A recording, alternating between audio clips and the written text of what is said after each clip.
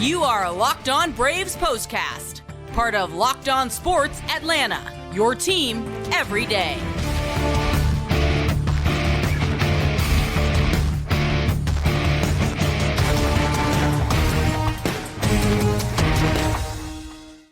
And hello and welcome into the Braves POSTCAST, part of the Locked On Podcast Network, your team every day. Grant McAuley, Jake Mastroianni, wrapping up a very good weekend, a very good homestand for the Atlanta Braves, who finished off their homestand by taking 2 out of 3 from the Cleveland Guardians, and thus a 7-2 stay at Truist Park.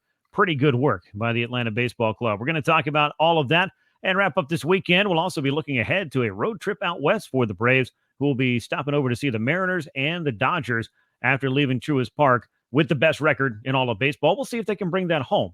All the things we're going to get into right here on this edition of the POSTCAST. Hit that thumbs up. Make sure you subscribe to Locked On Sports Atlanta right here on YouTube. Make sure you subscribe to Locked On Braves wherever you get your podcasts. And before we get started, today's episode is brought to you by FanDuel. It's playoff time in the NBA and the NHL. Baseball is also in full swing, which makes FanDuel your place to bet on every game. New customers get $150 in bonus bets. Visit FanDuel.com/LockedOn and make your first bet an automatic win. Jake, I've already made the joke, but I'm going to do it again. It almost felt like an automatic win for the Braves throughout the course of this homestand. They had to work for it on Sunday, but that had to feel pretty good after letting one slip through their fingers on Saturday night. It did. Look, this was the toughest series I think the Braves have played all year long. A lot of credit to that Guardians team. They are really a good bunch over there, play a good brand of baseball, and the Braves really had to work for it to get this series win. They really did, and it was such a contrast in styles of these two teams. The Braves, a powerful offense, one of the best in all of baseball, and last year, a historic offense. The Guardians, meanwhile, they get it done in a lot of different ways. Yeah, they got a superstar in Jose Ramirez. They've got some very good hitters, some very patient hitters. They run the base as well. They do the little things, and in doing so, they were really kind of a thorn in the side of the Braves, particularly on Saturday, which we'll talk about a little bit later. But Atlanta ultimately able to kind of, I guess, overpower or in some ways outpitch a team that is kind of built on trying to outpitch and score just enough runs. So all of that to say, this was quite a challenge, Jake. I agree with you. And the Guardians, they're off to a really nice start to the season. The Braves were a good test for them, and I felt like they were kind of able to go toe-to-toe in a way with this Braves club to wrap up the month of April. They were. Like I said, I was really impressed with everything they did. Like you said, it is those contrasting styles. And I felt like, the Braves, their top, 3 of their top 4 hitters really don't have that power going right now. It really kind of limited the Braves and played into what the Guardians want to do, which is kind of just play that small baseball, force you to try to manufacture hits and runs against them with that good pitching staff that they have. And I if you really wanted to know early on if this Guardians team is for real, it's a long way to go, but at least right now, what they're doing seems to be working out very well for them, and it's a good formula to win a lot of games. It reminds me a lot of that 2022 Mets team with the way they just pitched. They had some really pesky at-bats if you're the opposing team, put the ball in play. But I think this Guardians team has the added skill of being able to run a lot too. Yeah, now that Mets team may have had a lot more household names, a few more all-stars, a couple of future Hall of Famers in their rotation back in 2022. But either way, you can't take anything away from the way the Guardians were pitching in this one, and you took the words out of my mouth. I was thinking that a lot over the course of the weekend, particularly on Saturday night, where it felt like the Braves would scald the baseball. It was an out. The Guardians would hit one off the end of the bat. It would go somewhere, no one standing, and it would get there so slowly that no one could get to it. And that was a big part of the rally that they had on Saturday, and it kind of felt like it might go that way again on Sunday, but the Braves able to pull the nose up with a late rally and grab that 4-3 victory in extra innings. And we're going to recap that thing right here. One of the things I saw in this game, in this series, really, in addition to 2 of the best teams in baseball, very different going at it, was you have to be extremely happy with the way that the Braves have pitched on this homestand, particularly in the past week, beginning with that Marlins series and rolling on through Sunday. The Braves starting rotation has done some serious heavy lifting. They seem to have really solidified. Bryce Elder out there again, pitching into the 6th inning, allowing just 2 runs to the Guardians. It's another serviceable start, and perhaps the Braves and their rotation have finally got things going the way they want to. Certainly seems that way. You look at it now, they've given up 2 earned or less in 7 of the last 9 games. Starters have gone 6 innings or more in 7 of the last 9 games. And that it seems to be like they're in a good rhythm. As you said, Elder coming up, maybe settling things down a little bit, being able to take some pressure off that bullpen, which they needed in this series, even with the starters going deep because of the extra inning games and just how tight these games were. You really needed that bullpen fresh. And, it goes kind of a little, without saying it too much, just because of the fact that the way the starters were able to go deep throughout this week, it was allowed you to have this bullpen fresh and ready to go in this series. And that ultimately helped them get the win, being able to put up some zeros in the 10th inning. Did it twice. Weren't able to do it in the 11th inning on Saturday, but still bullpen very fresh, very good. And a lot of that's because of the work the starting pitching has done lately.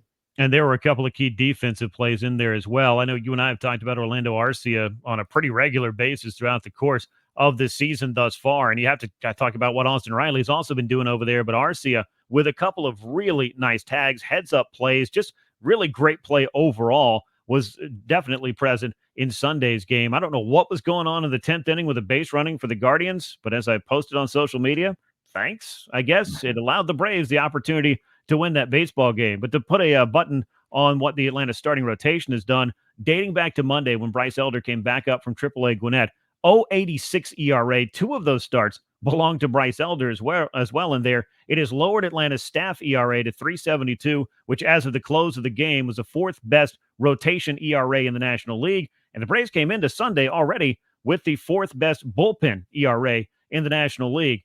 Jake, I have a feeling that if the Braves have a top 5 pitching staff with their offense, they're going to win a lot of baseball games. Your thoughts?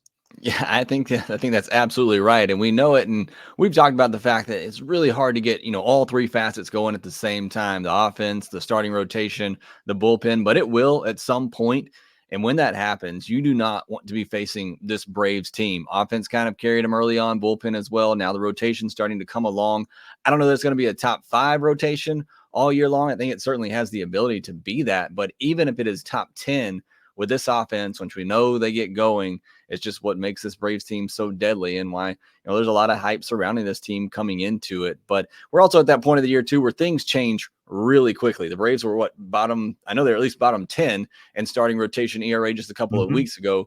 You put together a couple of good turns through the rotation and now they're top 5, top 10. So I know they're not bottom 10. Like I said, I think they could be top 10 either way.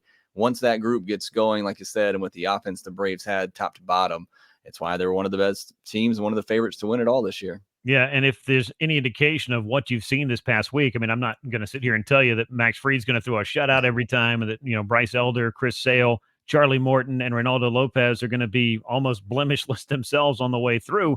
But you do have the makings of a pretty solid rotation there, even if you don't have the guy that you thought was going to be leading the way in Spencer Strider. It's still more than serviceable. It's very talented. I mean, I don't want to take anything away from what this group could do, but as you pointed out, it is a long season. We'll see how it all develops for them overall. But putting together this rotation and this bullpen, if the starters are able to pitch into the 6th inning and beyond routinely, I think this bullpen is definitely one of the 2 or 3 best, not just in the National League, but all of baseball. So that is a weapon as well when you think about sizing up this Braves pitching staff. Now, the offense had to wake up. They were able to force extra innings with a 2-run rally in the 8th inning, then walked it off in the 10th. Atlanta now with the best record in baseball after doing so and taking 2 out of 3 from Cleveland. We're going to talk a little bit later about Austin Riley and about Matt Olson, but I can tell you this. It was good to see Austin Riley come through with the game-winning hit after how hard he's been hitting the ball in this series. The almost but not quite balls that were just running out of gas seemingly on the warning track that feel like they'd be gone if the weather was maybe a little hotter, if the wind was blowing a different direction, whatever the case. I feel like there were some signs from Austin Riley, so good to see him get this kind of knock at the end of the game to maybe just kind of solidify and validate the way he's feeling at the plate. Yeah, it certainly always feels good when you're able to see the ball hit grass, whether it's a bloop hit like Matt Olson had the other night or it's the walk-off hit that Austin Riley had, which wasn't exactly a weak shot, but as Chris Sale told him, maybe hit the ball not quite as hard next time up because it feels like he's getting robbed. Both of those guys, I thought, had a couple of swings in this game that I don't know how baseballs didn't get out of the park, but got to be a good feeling for Riley. Like you said, he's been making some better contact lately. Thought he had the home run earlier, came back, got the walk-off hit. 2 guys that are really just kind of looking to find something to get them going right now. And we know that will, and hopefully this will be the case for Riley to get him going. Hopefully we'll see him get on a hot streak here. Yeah, it is going to turn for these guys. And like with Ronald Acuna Jr., who had a very rough weekend series. The hits were very hard to come by. The strike zone was also not kind to Ronald. I know there's been some swing and miss in his game more so than a year ago. But, man, there were a couple of at-bats that ended in strikeouts of the called variety that I don't think he was thrilled with on Saturday or on Sunday for that matter. But that's neither here nor there, and we'll get into that a little bit more later as far as the offense and maybe some signs from those 3 gentlemen that could bode well for the Braves offense moving forward. When we come back, though, we're going to jump inside the line score, the box score of this game. We're going to talk about what Bryce Elder was able to do and a little bit about the big return of Ozzie Albies and how integral he was to the Braves' success over the course of the weekend. All of that is coming your way as the Braves postcast continues.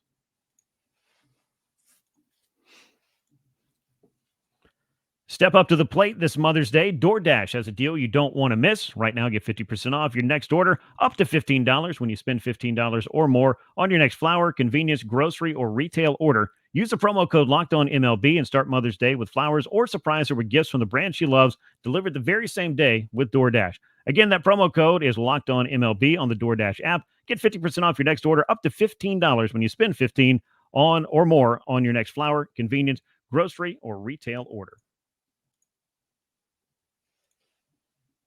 Well, Jake, let's talk a little bit about what this game looked like. Another extra innings thriller for the Braves. They came up on the wrong side of one on Saturday, bounced back for one. 4-3 winners in 10 were the Braves, despite getting out hit by the Guardians. Cleveland had 3 runs on 10 hits, 1 error. Braves 4 runs, 9 hits, no errors. The winner, Major League wins leader A.J. Minter, of course. He's now 5-1 on the year. Emmanuel Clase taking the loss. He drops to 1-1 on the season. You know, this was a game, Jake, where it felt like if it gets into the battle of the bullpens, the Braves are certainly well armed, but beating a guy like Clase, no matter if you have to do it with a free runner on second or not, that is, I think, a nice little way to go out this weekend, knowing how tough it was to get to that Cleveland bullpen on Saturday, come right back out on Sunday and get the job done. Certainly was good, and I thought they had some good swings off Clase the night before as well. Unfortunately, Ozzie Albies went up there with 1 strike on him. Otherwise, I thought he had some good swings against Clase before a really good pitch to strike him out.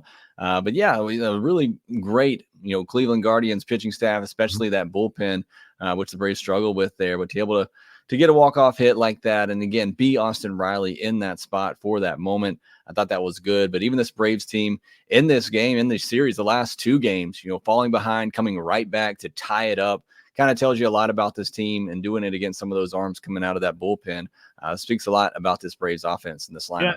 Yeah, and really weird to see that play. Brian Snitker talked about that after the game. Apparently, there is a timer that's on getting that runner out to second base. Snit said, look, that's my fault for not knowing. It's not like they were blaming Ronald Acuna Jr. as being a guy trying to get a strike on his buddy Ozzie Albies there, but the umpires let it go one night. They don't let it go the next. Just kind of one of those weird things. But it ended up not hurting the Braves, though it did not do Ozzie Albies any favors against one of the best relievers in all of baseball. But Austin Riley stepped up and was able to get it done. Now, somebody else who got it done on this day, maybe not quite as sharp, although I feel like he had to kind of battle himself to kind of get some of the calls that maybe he was getting the last time, and a little bit more of a selective approach for Cleveland than for the Miami club. But I'm talking about Bryce Elder. 5 2/3 innings, 2 runs. You'll take that on the bottom line. 4 walks. I know he'd like to clean that up a little bit, maybe get a little bit more swing and miss here and there. But again, if your 5th starters pitching into the 6th inning, allowing just 2 runs, Jake, you're going to take that every single time. Yeah, you'll take that every single time with Bryce Elder. Look, not his sharpest. He's going to be somebody he has to go out there and command. We've talked about it numerous times. He is somebody that has to live on those edges there. He has to get those calls. He has to get those chases right off the plate or right outside the zone. Cleveland just does not do that. So figure this is going to be a little bit of a tough matchup for him, but to still, be able to work into the 6th inning, only give up 2 runs, I think speaks a lot to Bryce Elder and his maturity where he is right now to be able to battle through that despite maybe a little bit of command and not quite getting those chases that he got against the Marlins. And like, I think he'll get against a lot of teams. It's just a very good lineup that does not swing and miss a lot. They don't strike out a lot, just 5 whiffs against Bryce Elder today. He did have 15 called strikes though. So again, a tough matchup for him, but you'll take what the ultimate line says every time out for your 5th starter. Yeah, and if you're getting a good combination of called strikes and swings and misses, and especially when a lineup is a little bit different, I think a lot more selective in the case of Cleveland, you'll certainly take that. And Stephen Kwan, if I saw correctly, has gone over 50 plate appearances since his last strikeout. That kind of typifies the Guardians' approach, though he may be the tip of that sword as far as that is concerned. A couple of things for Cleveland. They were 14-0 when leading after 8 innings. That's one way you jump out to the best record in the American League. Braves finally giving them a loss when leading after 8. They were also unbeaten in 14 games when out hitting their opponent. Braves able to make it a double whammy, I guess, in that regard. This was also, Jake, and I didn't realize this. I guess I just hadn't thought about it, but the first time that the Cleveland club has come to play at Truist Park since it opened in 2017. Now all 29 other clubs have made it to the Braves' new home or new-ish home at this point, but I didn't realize that because I know these two clubs have met a couple of times in the last 5 or 6 years. It's just never been in Atlanta. Yeah, maybe 2020 season had a little bit something to do with that. I know the Yep. schedules were kind of flip flopped then too, but now with the new balance schedule, you're going to see this more often. You shouldn't go more than 2 years without seeing every team, which I think is great. But yeah, I didn't know that either. It's kind of crazy to think they hadn't been to Truist yet. And this is the only time in the regular season, anyway, that these two clubs will meet. It'd be wonderful if they meet again later this year because you know exactly what that means. And I'm sure these two clubs wouldn't mind that at all. Coming up on 30 years since the last time they met in October. It'd be 29 years for those of you scoring at home. I don't think that Atlanta or Cleveland would mind that outcome either, particularly if it goes the way it did in 1995. Cleveland, they may not like that quite as much. Braves pitching in this game, like I said, was completely locked in, or in this series and on this homestand, as a matter of fact. That 0.86 ERA, Jake, you mentioned that you look at that starters rotation and maybe it was in the bottom 10 of all of baseball. It has been rising very quickly into the top 10. Bryce Elder helping out with the 5 2/3 innings of 2-run ball today. Meanwhile, Ozzie Albies back in the saddle for the Braves this weekend. We talked about this on Friday. I don't want to get all into, overstating how important it is to have Ozzie back around, but at the plate continues to do things. He's got an 11-game hitting streak working that goes obviously predating his time on the injured list, and he just seemed to be right in the middle of big things for the Braves yet again in the 3 games against one of the toughest teams they played this year. And the Braves need him right now with the struggles. Ronald obviously having a slow weekend. We know we've talked about already Riley and Olson and their struggles right now. And you plug in Ozzie Albies, and he just keeps on keeping on with what he's done. Now, 329 average and 906 OPS, hard hit ball today. Just continues to do things at the top of that order to set up the guys behind the guys in Ozuna and Arcia and the others who are getting it done right now. So glad to have Ozzie back there in that lineup at the top. Guy behind the guy. That's a great Swingers reference. I don't know if you're going for that or not, but great movie. You can look into it. Be that as it may, the guys that you might be talking about that Ozzie might have been kind of behind in terms of the bigger names, the more expected sluggers, though you can't take anything away from Ozzie's numbers, obviously, but you expect huge things from Matt Olson a year after hitting 54 homers, leading the majors in that category and runs batted in, and Austin Riley, who I think is going to be a perennial MVP candidate as well. But I went back into the StatCast and looked at this, and we may have touched on this a little bit on Friday night, but Matt Olson is in the 98th percentile in hard hit rate, and Austin Riley is in, I believe, the 90th percentile, both of them with hard hit rates of over 50%. Olson's near 60%. So, Jake, if you do the very simple eye test plus the metrics, you kind of have to believe that some of these hard hit balls are either going to A, leave the stadium, or B, start finding some grass and rolling around. And these guys are going to get this thing going because they are making that consistent hard contact. A little bit of a cut down in the strikeout rate would help both these guys, though. Yeah, I talked about this on the podcast last Tuesday with Olson and Riley. You look at the batted ball data, and there's really nothing off all that much from what you had last year. So the results you got to figure are going to come. Olson hit a ball 106.6 miles per hour today at a 32-degree launch angle. I don't know how that isn't absolutely gone. I don't know how that's not a no-doubter at a 910 expected batting average. Riley's ball we kind of touched on earlier, 101.4 off the bat, 34-degree launch angle. He seemed to think it was gone off the bat. He was very surprised. A lot of people in dugout surprised that wasn't gone.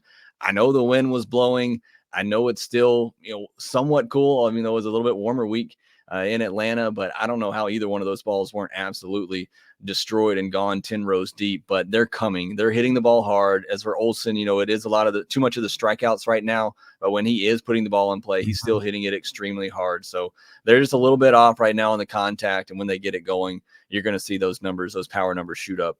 And it seemed like last year, Matt Olson, he'd have these kind of patches where the strikeouts would be a little bit higher than obviously he would want. It's always going to be a part of some of these guys' game, but just a bit more than he is wanting. And then he'll go through a stretch where he just gets completely locked in and there are almost no strikeouts. So kind of crazy. And I'm sure he would say, just let's split the difference there and get that thing moving. I don't know if it was you or somebody else that posted that Austin Riley's ball would have been gone in 13 different parks. Yep. Not at Truist Park on this day, though, unfortunately for him, but able to come through in a big spot in the 10th inning, the RBI single for Austin Riley. Olson did have a hit in 4 trips and drove in a run in this game as well. Ozzie Albies also with a run knocked in, and Chadwick Trump also drove in a run as he got the scoring started actually for the Braves in the bottom of the 5th inning. So some good things that went on up and down this Braves lineup, even if the hits were a little bit harder to come by, a little bit more sparse Ronald Acuna Jr., meanwhile, 1 for 5. He got that 8th inning rally started, scored a couple of runs, including the game winner.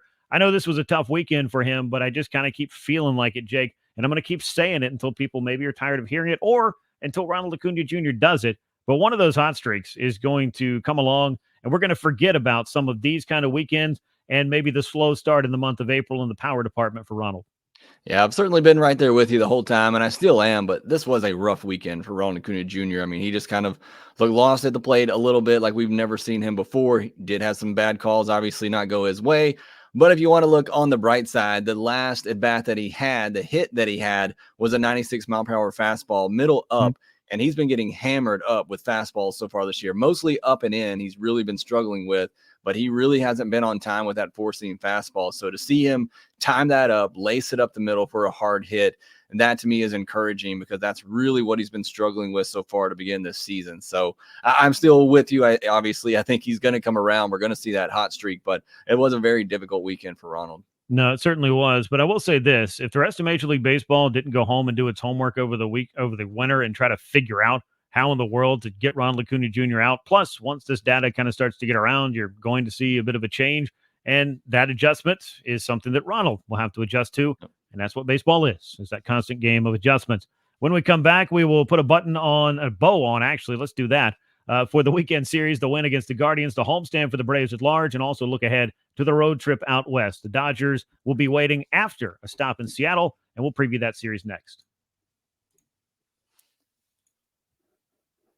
It's playoff time in the NBA and NHL. Baseball also in full swing, and FanDuel is your place to bet on every game. Right now, new customers get $150 in bonus bets guaranteed. That's $150 win or lose. Bet on everything from slap shots to home runs to slam dunks, all on an app that's safe, secure, and easy to use. What are you waiting for? Visit FanDuel.com/lockedon. Make your first bet an automatic win.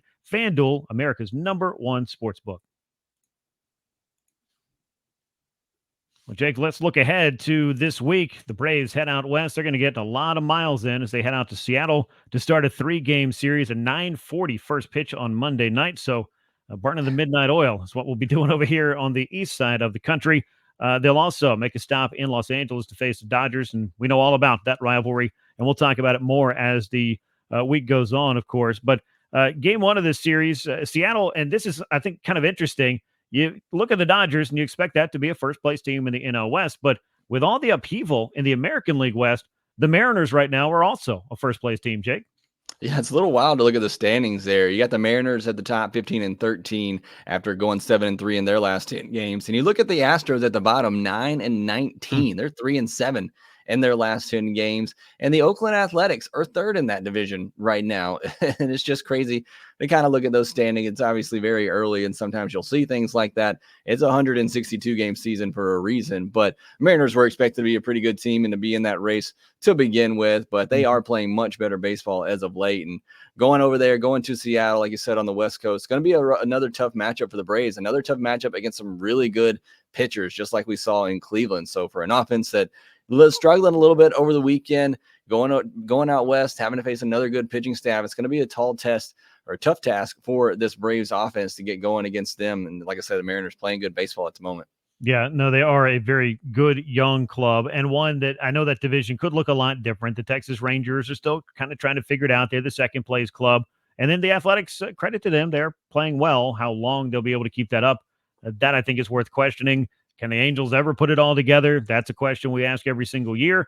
The Astros, though, at the bottom of that division surprises me. And I know we're not trying to do an Astros or American League West show here, but just to kind of let you know, the Mariners are opportunistic at the very least right now. If they play some pretty good baseball and are able to hold on to this, who's to say that they won't go out, make a little noise at the trade deadline, try to get a little bit stronger? Because if it finally is an off year for the Astros, that's kind of an all bets are off for the American League West in my book. Yeah, I mean, it's been the Astros for, 7-8 years now, I think. And they get an off day after playing in that Mexico series, and then they get this Cleveland Guardians team, who we just saw as a really tough matchup. But Braves faced the Astros not too long ago, and we kind of saw they were a little down at the moment. Obviously, a lot of injuries in the starting rotation kind of hurting them.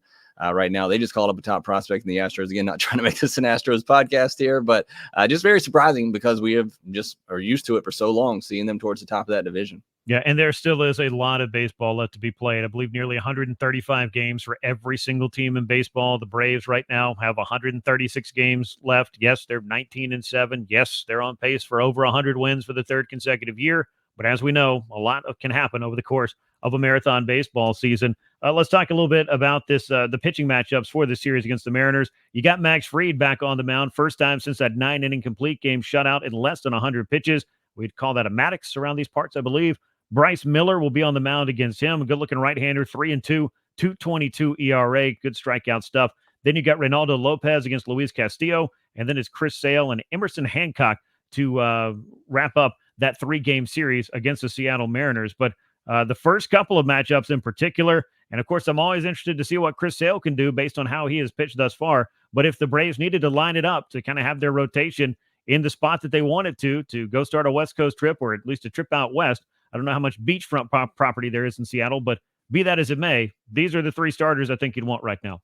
Yeah, if you're going up into a series and you have these 3 guys going, really no matter who you're facing, you're hoping you're coming out with a series win. Because I think these are the Braves' 3 best starters right now at the moment. Charlie Morton has looked a little better here as of late, but I think Lopez on this, it's hard to argue with what he's done. 6 innings or more every time out, 1 earned or less. That'll play, as they say. So I think these have been the Braves' top 3 starters. So it's an opportunity for them to go in and get a series win against a team that's been playing really well. But as I mentioned, Bryce Miller's having somewhat of a breakout year in his second season. Luis Castillo, is a stud. Yep. And Emerson Hancock, he's had 3 straight games of 6 innings, quality starts. So it's going to be a tough one. Certainly. I remember the last time the Braves went out there 2 years ago, it was just one of the best series of the year. And it was a series that they lost, but it was just some really fun and exciting games to play. So looking forward to this one, but certainly the Braves couldn't have lined up their pitching much better for this series. The Braves did take the loss in that series, but I'm right there with you. Either team could have won that series. They were some great games. I don't know if that's what's in store heading out there this time around, but the Braves had better be ready because the Mariners, I do think, are a club. Again, much like the Guardians, that you might not have expected them to be sitting on top of their division, but they are, and they've got some good young players, and who knows what can happen. And again, I just feel like every single club that you play around this time of year, they're still kind of maybe figuring some stuff out, but it does go a long way towards setting the tone for the season as well. The Braves have set their tone the last 6 years in a pretty similar and I would say dramatic fashion. You know exactly who they are, and there's really no question about it. But they have done a nice job of playing, I think, a pretty tough schedule here in the early going. I think you've pointed out before, they played the final 4 teams that were in the postseason last year already this year, including the world champion Texas Rangers. Now they're turning around to face the first place Guardians, the first place Mariners, and the first place Dodgers on this road trip. This is a challenging little stretch of ball for the Braves. If they come out of this having won a bunch of series, they should feel pretty good about themselves as they move into the month of May.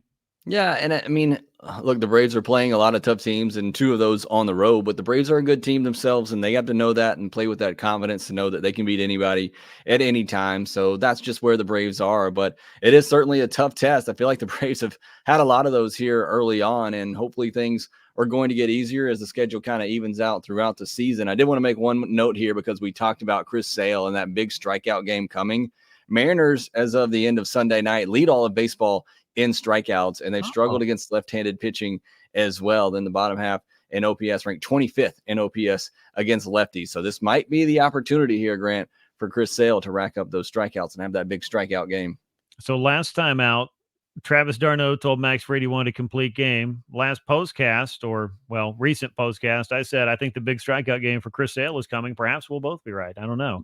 We'll find out. But Max Fried's got to go to the mound before all of that gets started. He does so on Monday night, 2-0, a 4.97 ERA that he lowered nearly 3 full runs with that outing against Miami, 9 innings of scoreless baseball. Bryce Miller, as you just talked about, 3-2 with a 2.22 ERA.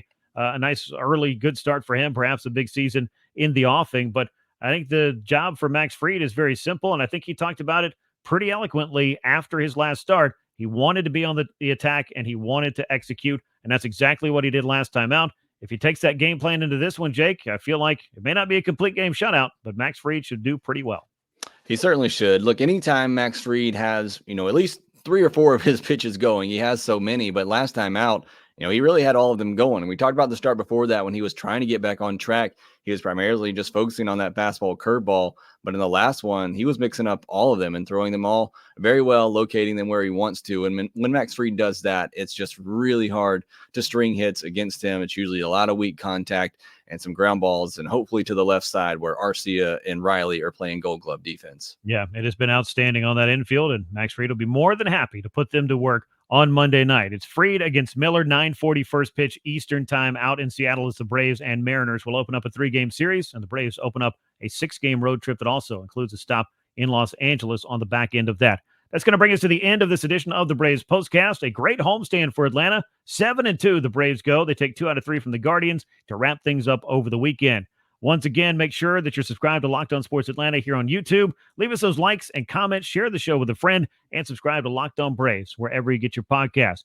We look forward to catching you throughout the week as the Braves hit the road. For Jake Mastroianni, I'm Grant McAuley. Until next time, so long, everyone.